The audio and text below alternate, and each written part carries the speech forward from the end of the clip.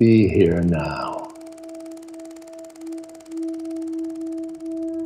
Just be here now.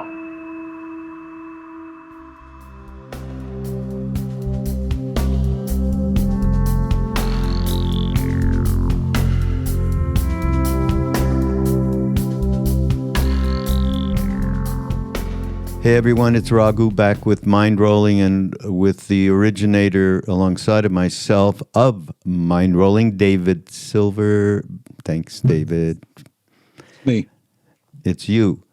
And David came up with a phenomenal idea. We have a whole new series in mind. But before I get into that... No, I didn't. You did. What? It's your idea. No. I agree with the idea. I do. But, you know. Okay. I thought it was your idea. It was your idea. I'm talking about Trungpa Rinpoche, right? Oh, yeah. That's was your my idea. Yeah. Yeah. The rest of it is spurious, and that'll be my idea, but I'll tell all about that in a second. We can live with that idea. Yeah, right. But anyhow, this is just before. This is a little ad, Dave, right? We got to. I don't know if you know about this. So there's a new Ram Dass book that's coming out in a few weeks, like around when this podcast comes out. So everybody, you can take a look for it. It's called Words of Wisdom from Ram Dass. And it's a book that was our friend Rachel here, who has been with the foundation for 10 years, Rachel Fisher. Many of you may know her if you're on the ramdass.org mailing list, which you should be because we always offer all sorts of great things. That's in my hat as the director of that foundation.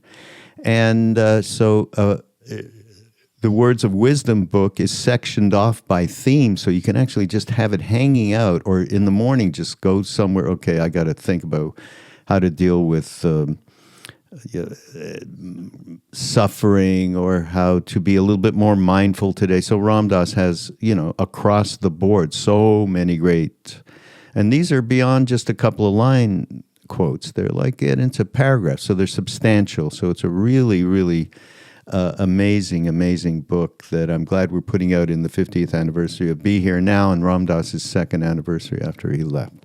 So I want everybody to know that. Also, Dave, we're starting a new psychedelic podcast, which will be a first, with Madison Margolin. I'm not sure if you met her at one time, and she is the co-publisher and founder of this new, it's a couple of years, 2-3 years old psychedelic magazine, whose name escapes me in this moment. I'm so sorry, Madison. But go to Madison Margolin, and she'll be on the Be Here Now network. Go to BeHereNowNetwork.com and go to ramdass.org. You can pre-order that book and get a bunch of copies to give away this Christmas, Hanukkah. That's it, Dave. No, you do that very well. Good commercial, yeah. Somebody has to pay for this stuff. Right. And you're quite benign in the way you present it. At least you're not, screaming. Yeah, right. Well, Crazy Eddie selling stereos. No, I was thinking of Joe Namath, who does some kind of Medicare thing on TV these days. And it's so weird for me to see Joe Namath, so flogging it's a good thing. It's a Medicare thing you should know about if you're on Medicare. And he does it. When I came to America, he was the guy that won the Super Bowl. Won the Super Bowl and called it. Now, I didn't know anything about NFL, nothing, zero. So when this guy who was in New York called it and said, we're going to win this, the Jets, which now is inconceivable. Yeah. I thought that's what they do. They call it and then they win it, because he won it, but never happened again. Just shows you the power of positive thinking. Yeah, which brings us to our subject. No, actually, it brings us to. It brings me to think about Aaron Rodgers because of what just happened. But the complexity of it for us is he is a big Ram Dass fan. He put Ram Dass's book in his monthly book hub, Be Here Now, and he got on the air on some radio show and was, they were trying to make fun of him. Ram Dass, what's that? A conservative thing. And he said this had really positively affected him in his life. And he was, so we were like, wow, isn't that so great? We love, Aaron Rodgers is a football player. He's incredible. Then, of course, the COVID tribal beat came into this, right? And his kind of, shall we say, maybe not so factual rendition. I mean, he would say it was that he was immunized. He didn't say vaccinated. He said immunized, and then said some other things. The NFL said. So he was Me Too'd, or it's not me, cancel cultured immediately. His it took sponsors, about an hour, gone. Yeah. They took, one was a health thing and one was an insurance thing or something. Yeah. Gone. Yeah. Can you imagine? I mean, that is like, whoa. This is quite a society we're living in, related to media and information, disinformation, all of it, cancel culture, Me Too, all of it. It's really pretty amazing. Yes, it is. And if you're listening to this in the near future or even in the distant future, I hope the prevailing atmosphere amongst the community of citizens is far less abrasive and actually, downright dark. And we were living through that now for a while. But I sort of believe that mankind and decency prevails eventually, but it sometimes goes through these horrendous byroads of sort of, I don't know, hatred and the stuff that we all know. Yeah. Tribalism, and we all know increased. It doesn't work. It just doesn't work.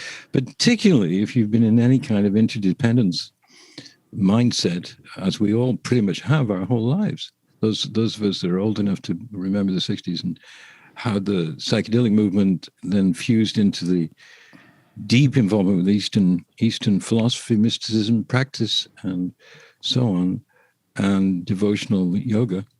And the idea of this development happening of tribalism and complete separation for no good reason of human beings, and then the sort of manipulation of that propaganda-wise, and then it kind of curling in on itself and getting bigger and bigger because the propaganda is believed. Yeah, and if people, there is a connection with the book we're going to talk about, Raghu and I. Yeah, total connection. Of course, there is a real connection in terms of, yes. Yeah, which, we can get to, if you want to, or we can talk about something different for a while, and whatever you want to do. We haven't done this for a while. Let's get to the important stuff, like now. Sure. Well, the truth is, of course, with this increase in tribalism and this just phenomenal stress that we are all under in one way or the other on a day-to-day basis with what is going on in the world, in the country, with the pandemic, with racial justice, all of it.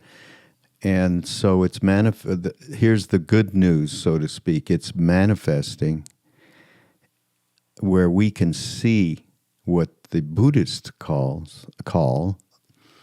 the 16 billion impediments to our becoming whole, where we are kinder, where we're hopefully aspiring to be bodhisattvas, those whose wish for becoming free is based on the wish to continue to help as many people as possible.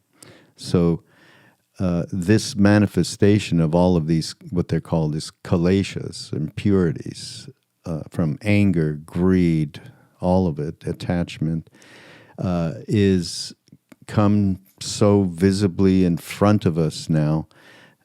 Nobody can deny it. And everybody you see, even on news from both sides, is noticing, of course, the vigor from which each of the tribal divisive groups are getting involved. There's a lot of anger. And even something as you would think it wasn't going to be that much of a deal, the whole thing around vaxxed and unvaxxed is completely a tribal thing, and it's all the way to, I just got off a call with one of the people I work with, and was talking about the depth of anger that is going on in her family about vaccination, even to the point of getting boosters, and the misinformation that, of course, and I'm in, and you are in the vax camp, and the disinformation that we believe is disinformation is rampant. And of course, from the other point of view, so do they. We are challenged. We are not seeing the truth. And this is with people who are not necessarily conservative or anything like that. They're in every other way. They're in the same pocket of liberal thought, shall we say. And just put it into that big. But on this, it got tribal. It's really amazing. Totally amazing to me. So then in the midst of it all, David called me and said, I just ordered this new book from Chögyam Trungpa Rinpoche. We have talked a lot about it from the earliest podcast that I did with David, and we refer to him many a time, and so do I, on my own. And a great, great teacher from the late 60s, early 70s, and he died around 80, 81, 2, 3, something like that. And controversial figure as well in this world. Yeah, extremely. And we should add a little codicil here. We're not going to be talking about Trungpa's life. There's a lot of controversy about that, and some of it is proven, others aren't. We've talked in the past, Raghu, about his teachings, and he was the 11th in a line of a great Tulku lineage and went to Oxford. Now, that was our fortune, because I'm trying not to be pro-English because I'm English, but the fact is, if you go to Oxford and you're from Tibet, you probably learn the language better than any English person. And when you hear Trungpa's speech, and I just listened to a speech he did about goodness, basic human goodness. His English was just so impeccable and easy to understand. One has to remember that was not his original language. But because he journeyed to America via Oxford University, he learned how to translate very complex and profound concepts into perfect English. And we're very lucky to have that. Yeah, so, not only in perfect English, but also the reality of which I don't think I've heard any other teacher's ability to translate these arcane concepts sometimes in a way that was so profoundly understandable. Just amazing. So David said, well, there's a new book, Cynicism and Magic, it's called. And its subtitle is Intelligence and Intuition on the Buddhist Path. And so I said, well, I want to read it. Let's do that, and then let's talk about it. And oh, by the way, I said it early on. We're going to do a series here. There's going to be a podcast series called Ask the Experts, David Silver and Raghu Markus. We are the experts. We did a whole show on Jung. Now we're doing something on Trungpa. I think we've done others. And the only asterisk under which we would have to put this series is, actually, we know nothing whatsoever. We're just trying to grab at a few things that might help us, and we could share them. Okay. Zero, as they say in Le France. But we just ask us, and we'll, if you want to know about the Mahabharata, we'll tell you. If you want to know about which was the absolute best Citroen to buy, the DS19 or the ID19, we know this stuff. I didn't know you knew about Citroens. I had a terrible accident in a Citroen just after I came back from India. I don't really know. Yeah, I rolled over in a Citroen, and because it was a Citroen, my whole family didn't die, my brother and our wives. That's the great. See, we're already showing this. We both know about Citroens, which you go on the street and ask people about Citroens. Yeah, nobody ever heard what that is. It's a car from France, by the way. It was one of the first front-wheel drive cars. Yes. Yeah. And it was actually a beautiful car, futuristic. My brother had a maroon one, And we used to drive around town in it and hope that we'd become popular because of it, but it didn't seem to help that much. Okay, so... Can I kick this off? Yes, please do. Because, yeah. and this is, something from him that, again, trying to get this into a context that can serve us and help us without going into and moving to Boulder, to Naropa. Well, people go to school at Naropa in Boulder, which Trungpa Rinpoche started. It's a pretty amazing place.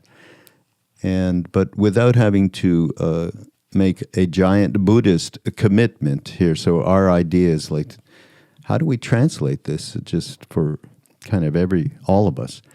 And so here's a premise that I think everybody can recognize, okay? And I'll just read from the book. And he's talking about how we have become victims of ourselves, and we've known this for a long time. Who cannot relate with that reality? We have become victims of ourselves because basically our selfish motivations, our involvement in the what they call the kaleshas, those things which prevent us from becoming free, such as anger. He said, I don't feel that I have to convince you that spirituality is the highest and the best idea that humankind has ever come up with. I trust that you have understood this, and because of that, you want to have an experience of spirituality. We all want to have an experience that is out of this little me that we talk about all the time and into a broader, more interconnected experience. I think we all want that, which is, he calls the experience of spirituality. It is the case, it is so, that spirituality heightens one experience, wisdom, openness, skillfulness, and an infinite number of things. But now that we have agreed that spirituality is the highest thing, we have one big problem, a gigantic problem, an enormous problem. How are we actually going to work with such a situation? How are we going to handle this greatest gift? So that is a premise for, I don't think it limits anybody in that particular premise and how we interpret spirituality. Maybe you should talk, David, about how that would be interpreted for you. That is a seminal statement in the book, because he's basically saying, how do we do this? Yeah. And when he wrote about spiritual materialism in the 70s, he was basically saying two things. One is that you can't collect spiritual knowledge. You're not going to get more spiritual by having more books or going to more lectures. Yes, you can certainly help yourself by practice. But once the focus is satisfactory to you, he was sort of suggesting at the time, stay with that because it's working. But he also was saying spiritual materialism is the idea that you can avoid the basic source of Buddhist thought, which is egolessness. You can avoid egolessness by adopting some proud spiritual path, which satisfies your ego. Yeah. Now, he never says you can get rid of your ego, or you can't. There's no driverless cars here in this particular vehicle that we have. We are driving it. And that's the ego, and it's its job, and it does its job relatively well. But he's saying the ego cannot be the, shall we say, the recipient of honors in the spiritual quest, because the whole point of his spiritual quest as a Tibetan Buddhist master is to rid ourselves of neurosis. He makes this point 50 times in the book. Mm-hmm. He keeps saying the natural neuroses, the hidden neuroses, the dualism that comes at birth, all of this stuff is the aim of the practice. It is not to make you, to enable you to be a better, a more spiritual CEO. No matter what, I'm not saying CEO shouldn't do, but let's not do this, because we should be past this, because that's part of the problem Raghu was discussing, we were talking about before. Ego directing opinion, directing practice, directing action with guns. And so that's obviously not the way to go. But I do believe that his cynicism is not the cynicism that we see on the news or in sort of dark humor. It's the cynicism of belief of having to cut through the pretentiousness that the ego still presents us when we think we've left it behind, because it's still in control, because you're still enjoying the idea of being spiritual. Yeah. Yeah. And that cynicism is necessary to all of our practice. It's like cynicism. Right. Cynicism, yes, like right yeah. wisdom, right cynicism. Yeah, it's really he doesn't say ever, don't do it, don't practice. He just says, don't expect, unicorns, folks. Don't expect to be in the bliss meadow all the time, because that's not reality, and it's not the reality you're living. Because if you think your reality is great, you're not thinking about your inner reality and the mechanisms and shapes of your neuroses, and how you have to deal with those neuroses. So you certainly can't be a teacher or even a practitioner. Teacher. So he's pretty harsh about that. Who cares about that? Teacher or practitioner even. How about you can't be kind to the human being next door to you? Right, you can't. You can't at all have the kind of openness that it takes to allow for yourself to change and other people to. So, right. So he says here, before we do anything, we need to ask who we are. So it's the basic premise is, okay, we're locked into tremendous selfishness. We are locked into tremendous reactivity. And as such, we get unhappy. And once we get unhappy, we look out for how we can transform that unhappiness. It also may be not just that we're unhappy in that way. It may be that we were suddenly blown into another dimension through a piece of music, through a psychedelic, through a book, through a teacher, through anything. And then you have the realization it is possible. And that's the nature of spirituality, that the infinite possibilities of becoming free of that very limiting ego is a wonderful thought. So that's spirituality. But how do we do it? So we have to look inside to find out, well, who are we? And that's what he's talking about. Who's going to get it?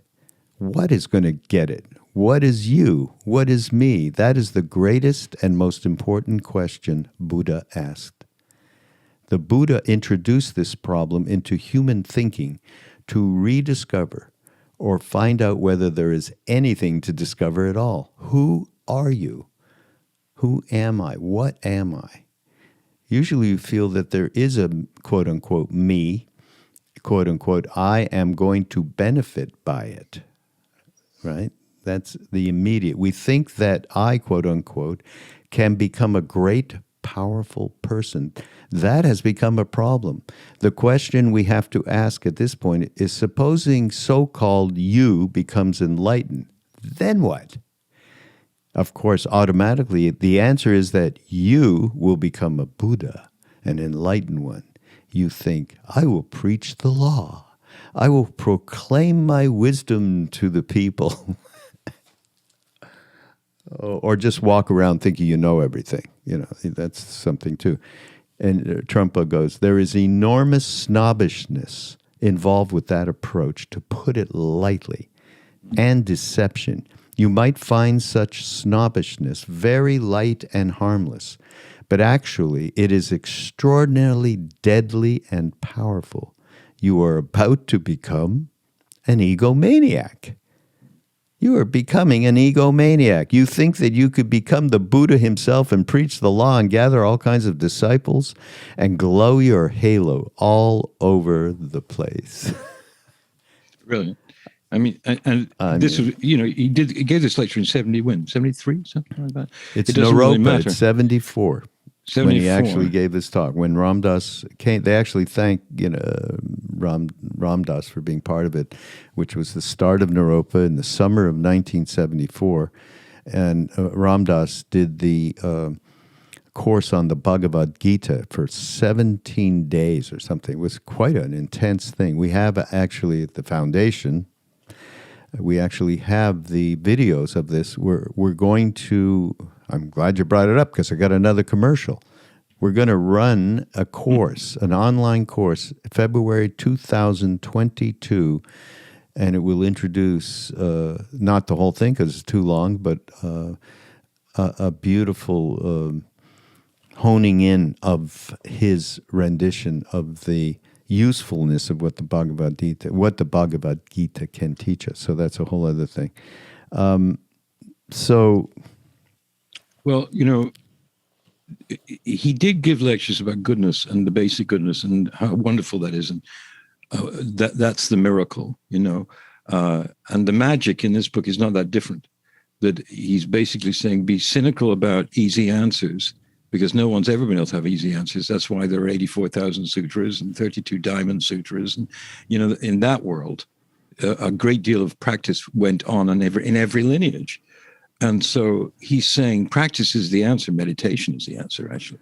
Because, inside meditation, ultimately he was the progenitor of that, which we all love, with Sharon and Joseph Goldstein and all those people, incredible American people who've done wonders with something that was established by him and Naropa and other people.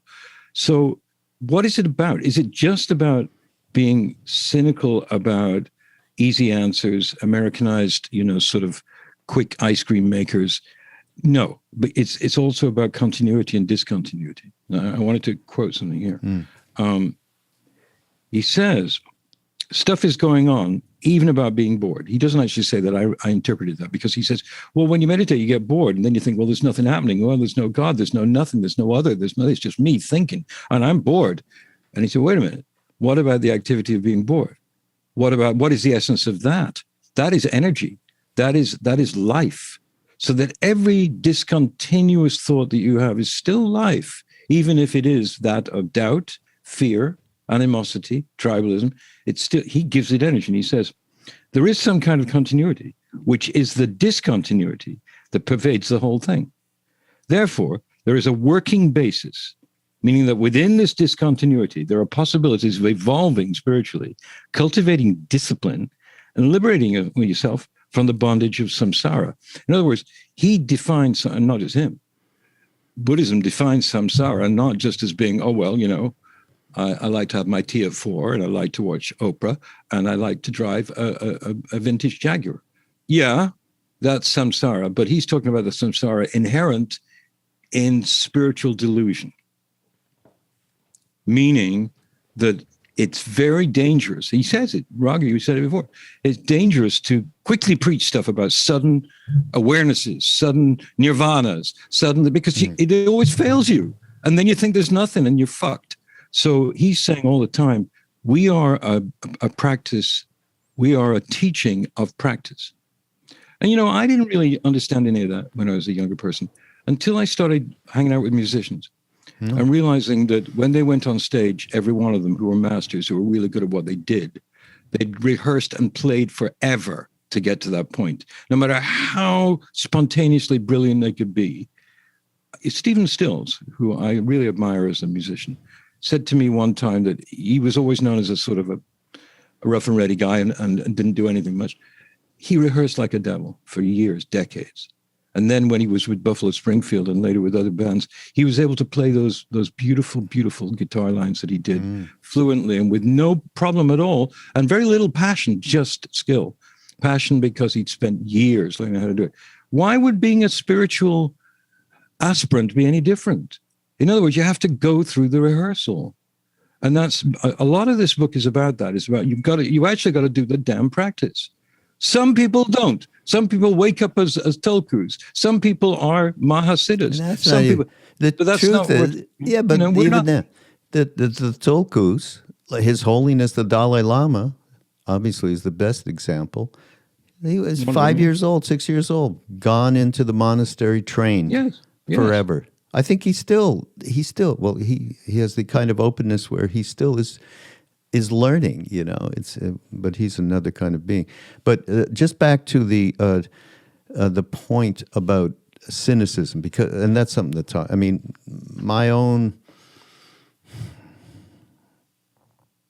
I'm so glad this book came out, because the interpretation of cynicism, my own, was so skewed and so pretty much judgmental around, like Larry David, Curb Your Enthusiasm. The level of cynicism, right, in this guy, and it's funnier than hell. And but then I can see myself just in daily life going around, and I like to play around with becoming Larry for a moment, in terms of all of the phenomena that's coming at me or that I'm interacting with, and then I start to look at that and go, yeah. Like, for instance, and what I'm talking, Ram Dass, who I tried to turn on to Larry, I've said this before, he absolutely hated it because he was so mean. He was so living in a separate reality of me land. So, which is the premise of the whole thing. But you find yourself doing the same things, maybe not as dramatically or as comically. And then you start thinking, I wonder if that's kind of an impediment to becoming whole, to not be getting caught in all of the impediments that prevent that, the reaction stuff and the anger and so on and so forth.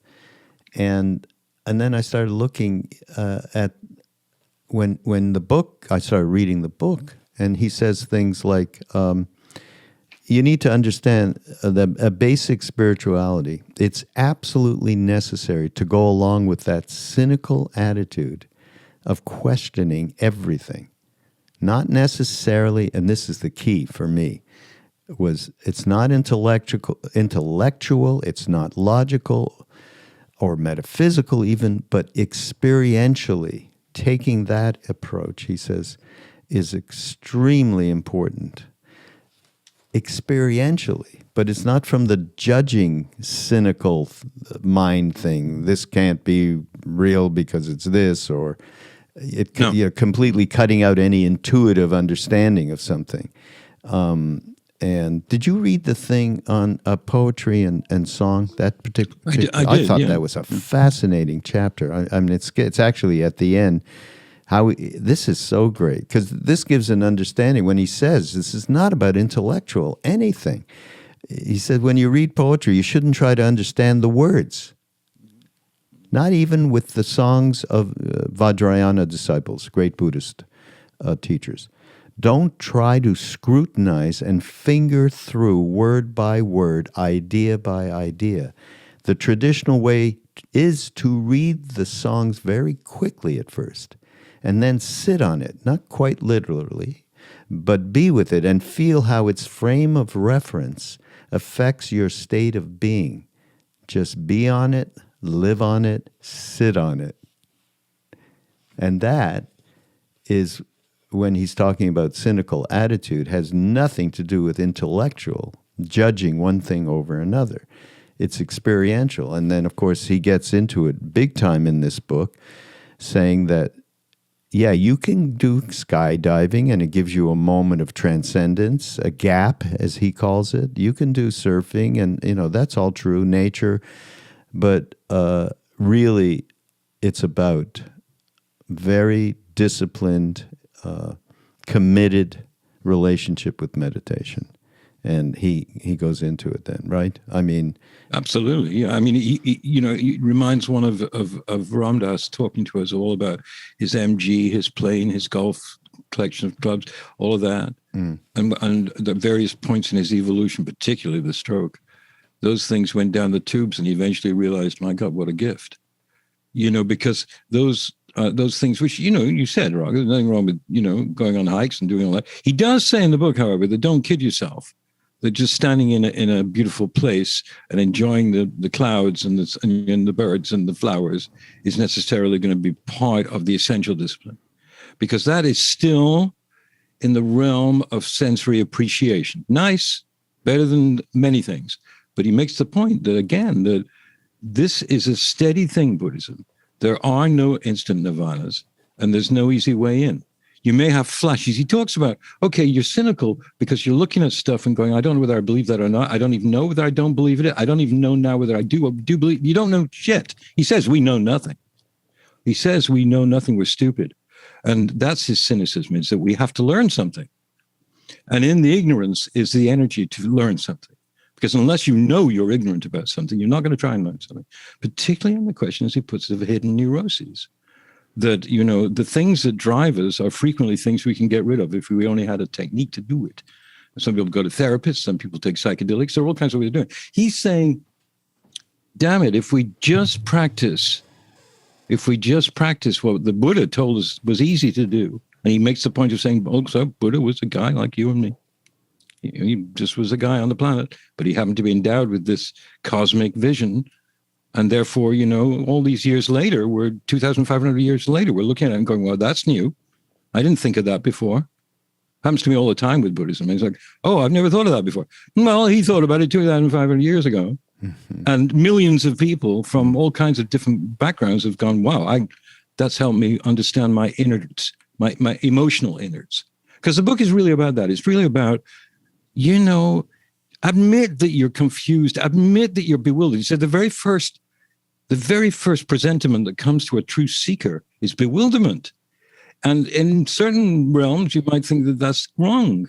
No, the first thing is enlightenment. No, it's not. It's bewilderment. It's like, what the fuck is going on here?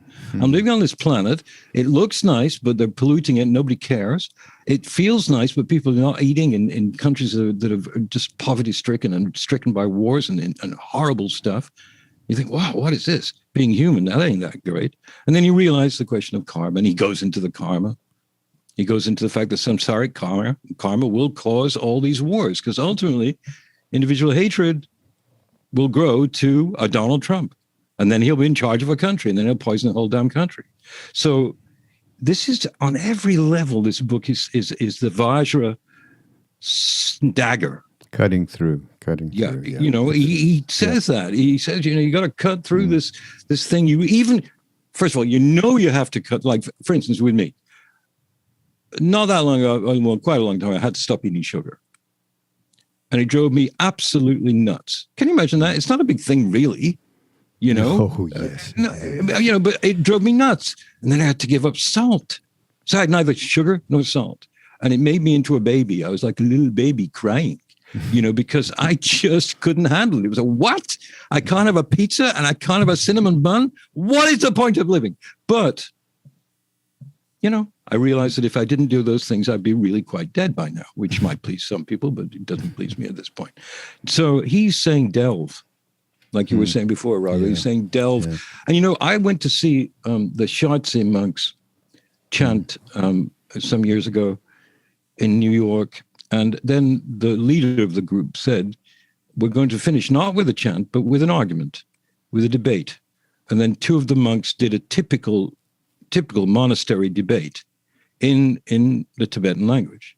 We didn't understand a word of it, but we saw how virulent it was and how passionate it was and how they literally locked swords with each other and said, no, you're wrong. That's rubbish. I know it's rubbish. I've learned that it's rubbish in my own direct experience. So they have these debates that are incredible. And that's kind of where Trungpa's coming from. It's like, debate with yourself. Find out what's really, why are you so upset about that? Can you imagine? So he says, meditate. He never says, go and do therapy. Not because he's against it, but because he knows that meditation will cover that.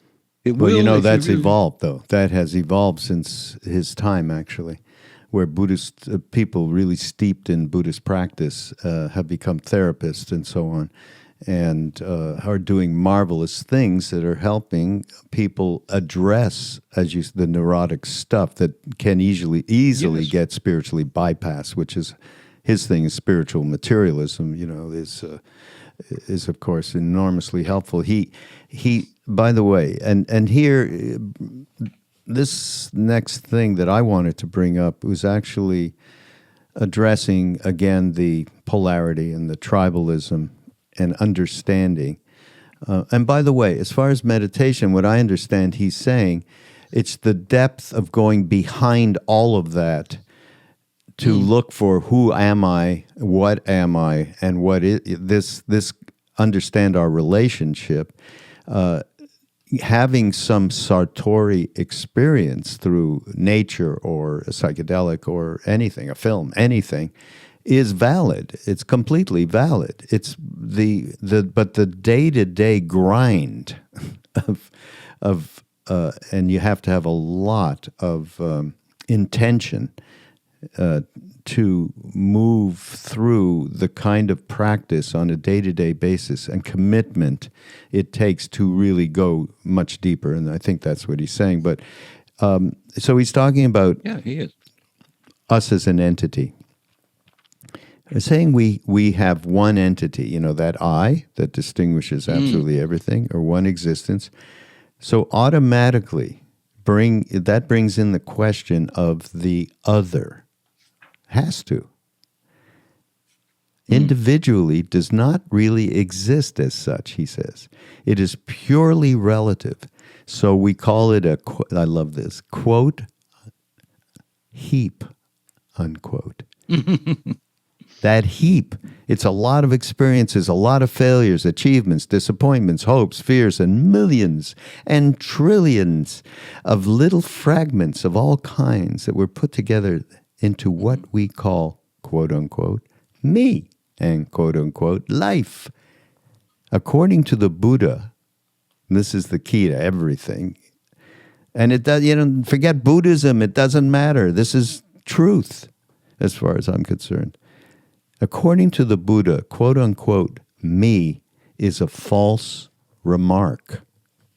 You can't call yourself me, myself, I, self, or soul, because there's no way you can point out which part is quote unquote me and which part is quote unquote not me.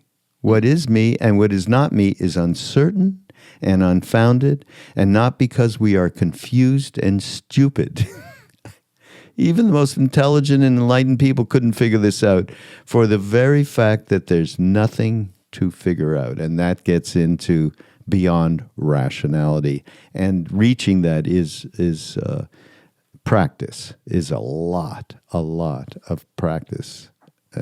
And here's the whole spiritual materialism part. We would like to build a secure home out of our bewilderment, right? Just think of what we do day to day to support the story we tell ourselves, the identities that we have, the roles that we have, is really to build a whole mechanism and a fortress that we can feel safe in. Everyone does that. And then, of course, his concept of spiritualism is about finding out that is a false facade. And the way to find that out is to first obviously engage with these concepts and then do the experiential part of going inside oneself. We grope all over the place, not having such a thing as ourselves. Though there is a sense of flow, we make that flow itself into an entity, a false entity. That constant groping creates you and other. A sense of duality, a sense of separateness develops, which is a false notion. But that falsity seems to be much more secure than truth. Oh, God. Which has no substance and which we find somewhat overpowering. We don't want to face reality. It's too brilliant, too dazzling, too hot, too cold. We would like to compromise and make ourselves comfortable. That, to me, is the essence of it all. I mean, I see it in myself, wanting, first of all, to create this out of bewilderment and out of not knowing what is the truth and what is real, and not being able to connect with that behind it all, whatever you want to call it, entity that is interconnected with everything. So it's creating facades, it's creating a castle that defends, it's creating, as he said, something that makes us feel comfy. You want to feel comfy, sit back, got to throw on, TVs on, something, internet, social media, whatever it may be, and so that we don't have to confront this. Amazing, huh? Absolutely amazing. Yeah, it's ultimate stuff because, it's funny. I found myself reading a book simultaneously with this one. I don't know how it got on my Kindle, to be honest with you. It was by a guy called Jeffrey Olson, who's just a guy, an advertising executive in Oklahoma, a Mormon, not in Oklahoma, I'm sorry, in Utah. And he tells the story of such a happy life that he had with two beautiful boys, sons, an extraordinarily sympathetic partner, his wife, brilliant woman. And he was just as happy as a human being could be. And he trusted God in that way that some, shall we say, real Christians do. And he was just amazed by the wonder and love of it all and how everything was taken care of. And then one day he was driving on Route 80 in Utah and took his mind off the road for a moment. And his two children were there and his wife. And just like with our President Biden, the crash was horrible and he lost his wife and his younger child and was it rolled over 6 times and he was upside down and it ruined him. He lost a leg, an arm, everything. It was just a nightmare of an experience in a hospital for 3 months while he only had one little boy left of his life. And I'm reading this book on my Kindle at the same time as I'm reading Cynicism and Magic and realizing that this guy, Jeffrey Olson, in those moments when tragedy happened, because you can't deny the word tragedy if you lose your children. We all know, those of us that have children, what we go through when they're sick and all that. It was a tragedy, at least in the normal sense of life. And yet, at those moments when he was at his most desperate, things came to him in the hospital. He couldn't speak. He was he was being intubated. He couldn't eat. He couldn't do anything. His body was completely shattered. And yet, that was the time when he began to see truths beyond comfort. That's what I'm trying to get at. I just finished the book this morning, actually. It's just, it's a very simple book. It's not about any dogma. He doesn't talk at all about Christianity. What he talks about is the fact that he had the most comfortable life imaginable and felt that it was permanent, at least until death do us part. But then it all shattered into horrible shards of suffering. And then he lived a life of complete and absolute horror for months and years. And yet he recovered. And it's that the Rinpoche is talking about here. That behind it all, behind the confusion, behind the samsaric desire for comfort, Pema Chodron, one of his acolytes, talks about it all the time, the comfort zone. Beyond that, there is what we have to call Wakantanka or some name, Ram or God or Jesus or whatever. It doesn't usually work because it's sort of, in the West at any rate, it is definitely it's a humanized version of God. It's a preacher, it's a guy, it's a father who helps you, it's a this or that. Trungpa can see that and see the need for it, but he says at some point in your life, you're going to have to relate to dying and suffering. You're going to have to. You don't have any choice. That's it. Good, bad, or indifferent. You have to do it. And it won't help if you've created for yourself a false Elysium, is what I would call it. A pure land just for me, that I feel comfortable. I'm in the monastery. He even says, those that go to the monastery, after a short time, they go, wow, I'm home. I'm home. Well, is it home 2 seconds, 2 microseconds after you're dead? Or is it not home? And this is, the Alan Wattsian, the Ramdassian, incredible cutting through of bullshit way of describing spirituality to us in the West. Ramdas, the absolute master of it. And it's not surprising to me that Ramdas and Trungpa were sort of doing the same thing at the same time, certainly in Naropa and elsewhere, because they both said constantly, it's there for the asking, but it's not there for the imagining. It's not there because you just want it. You have to want it, but you must work for it. And what does that mean? I don't want to sound like some Puritan, but I've learned in my life, and I'm pretty old, that before I was meditating, I was all over the damn place. And then after I was meditating, I was all over the damn place in another place. and that's, I'd like to read a thing. Let's see. Because he says, and you've talked about this, Raghu, in many podcasts, and I love the expression, the gap. The gap that comes. And his quote about the gap is this: the gap is extremely powerful and important. The gap also cuts the notion of rebirth. So you don't come back by the power of karmic force. Physical rebirth, the process of dying and being reborn again, is the same process as your everyday life situation. Your first breath is dead and your second breath is being born. You live your life that way. there is constant birth and death taking place. After you die, there is a sense of fear because you've lost everything, your body, your relatives, all your possessions. And then he says, the clumsiness of having a body is followed by a sense of relief. And finally, by a feeling of being completely lost and looking for a new body and a new situation. In this bardo we're living in now, the human life bardo, your future parents can be seen. And he's talking about that bardo. In this bardo, we can prepare for how to deal with that bardo. And, that becomes real when you're 77 years old, I'll tell you. Yeah, absolutely. I mean, I don't want to come ageist, but I have reverse ageism. I didn't know shit until I was, I don't know, last week. And then I didn't learn that, and then I learned it and forgot it. Okay.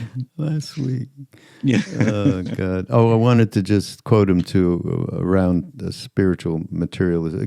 Spiritual materialism, or, the way that we talked about spiritual bypass is very, very similar. It's a spiritual bypass being a more recent term, but the way that we fool ourselves, is writ large in all of our lives.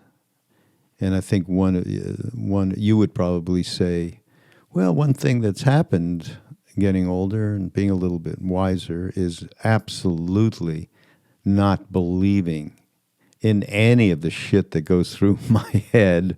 Yes. And not reacting that way, and not copying into, bringing more stuff, so to speak, into the fortress. What did you call your fortress? It had a foreign name to it. What was that? I called it another name. I don't know. Elysium? Elysium, yeah. Elysium. I pronounced it wrong. The Greek paradise, pure land. Elysium. Can you spell it? Because I think Elysium.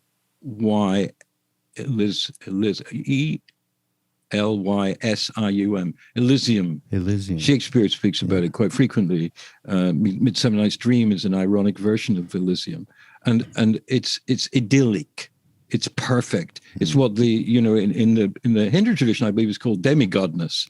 Which is fabulous, and you enjoy it. It's lovely. And it's all good, all good food and great looking people and everything. But it's samsara. It's another form of samsara. It's bloody difficult, this stuff. It's very difficult. I wouldn't mind a little couple of million years in a demigod state, Especially I'll take it. I'll take it. Really.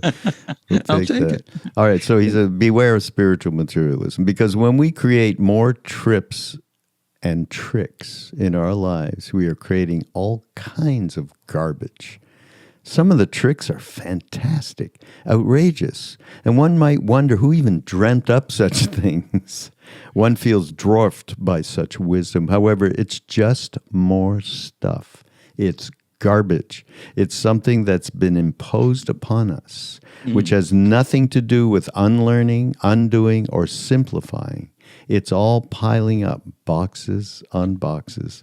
We buy this stuff and we save the cardboard boxes until finally our garage is completely filled with boxes. Boxes and boxes with labels on them. And that is so this book is the big debunker of the way in which we collect, so in order to protect ourselves even further, in order to build a world which we can believe in as a separate entity. This book is the antidote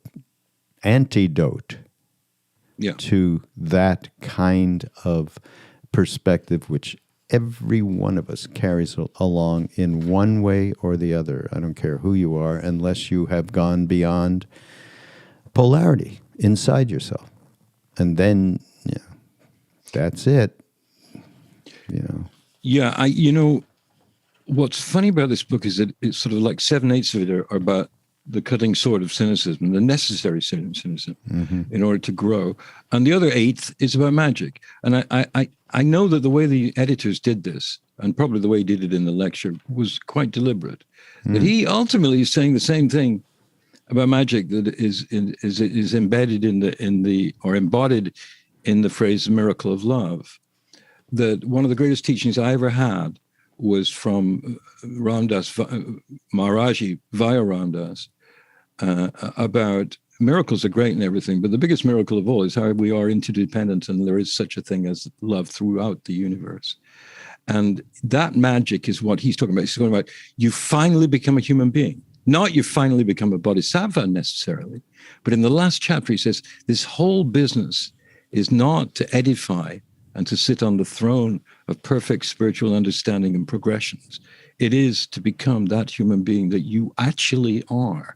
And that is magic. That transformation is really magic. And not the miracles and all that other stuff. That's right. Exactly. And it's the same thing as Ramdas and Jack and all the great people that are in, that I might do a little ad here in Love Serve Remembered Foundation, is that they're all very different, and there are nuances, incredible nuances between them, but they all kind of concur with that, and yet, I'll do a quote here.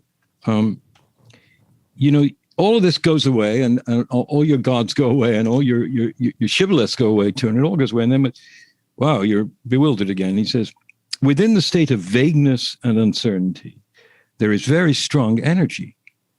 Something very powerful is taking place. Something is happening. There's a shock, an electricity of being pulled back into the present constantly. Here. It's happening. It's really taking place. It's not as vague as we expected, but actually it's happening. And this is the way this man spoke.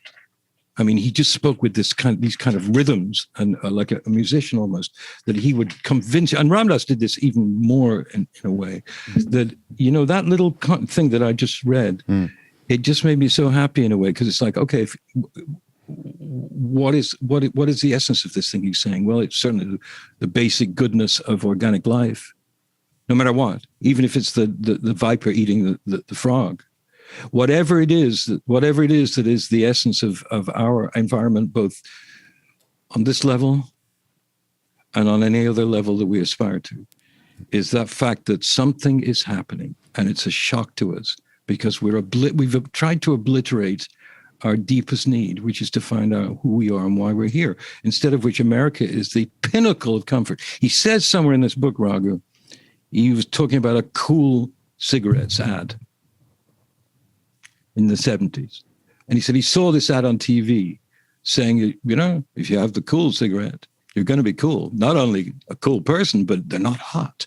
And they'll be good for you. Doctors smoke them. And Trungpa calls it the lowest bottom of samsara. The lowest bottom of samsara. Meaning, it doesn't get worse than this in terms of our deception, our self-deception. We lie about a product, then we want the product, then we find the product, accidentally kills you.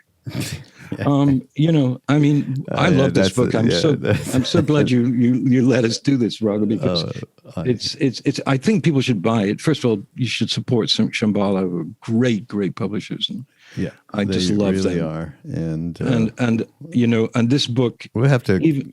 Sorry. No. Yeah. Go ahead. You were going to say. Well, just reading this book is not the easiest thing in the world, because it doesn't give you cakes and ale, as Shakespeare said. It doesn't give you cakes and ale.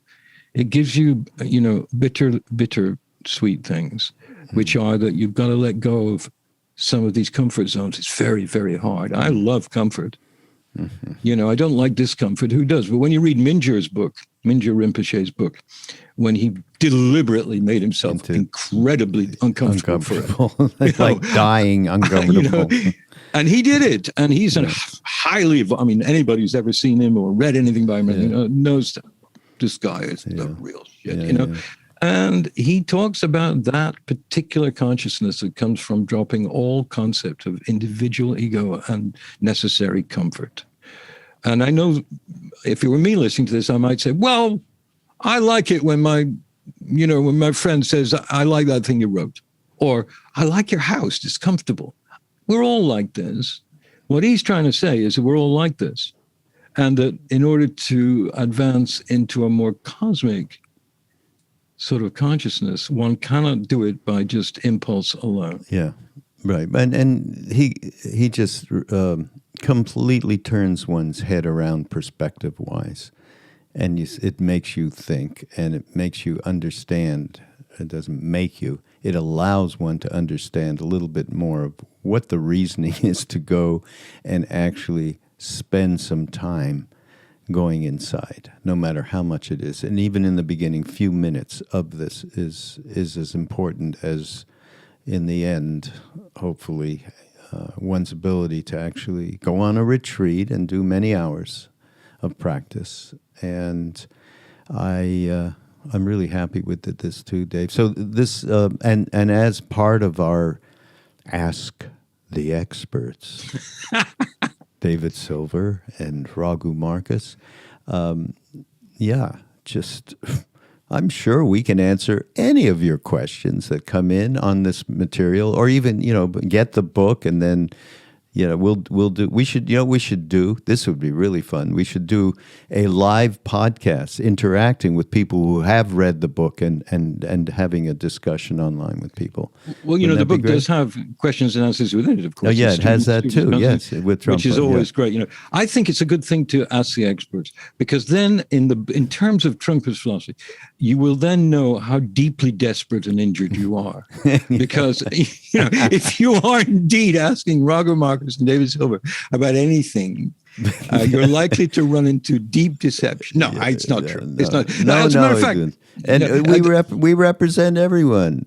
We all of us represent each one of us, and that's the reality, and that's why we're doing this. Ask the Experts. But I want to do another ad for you. I want to do an ad, which is that given that this foundation, Ram Dass's centrality to it, alive or past, and the ways in which other people within it, like Christian Das and Jack Kornfeld and Sharon and Trudy and all these great people, the way they talk is within these parameters of non-deception, either within or not with spiritual and that Raghu is the king of this, in the sense that, I don't mean in terms of power, but I've known him a long time, and it's good to have someone running something so important and useful, who isn't who has not based his spiritual practice upon a kind of knowing deception. A thing, knowing something. It's more like Trungpa says in his book,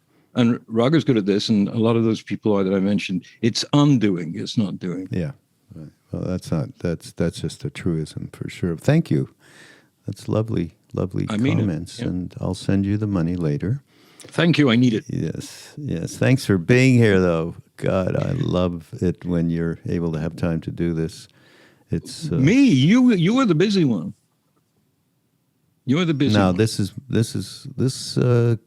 is more important to me than anything. Just to be able to have an outlet like this, No, it's great. And it's really great. So, thank you, David, for being here. Everybody, this is Mindrolling on Be Here Now Network. Go to BeHereNowNetwork.com.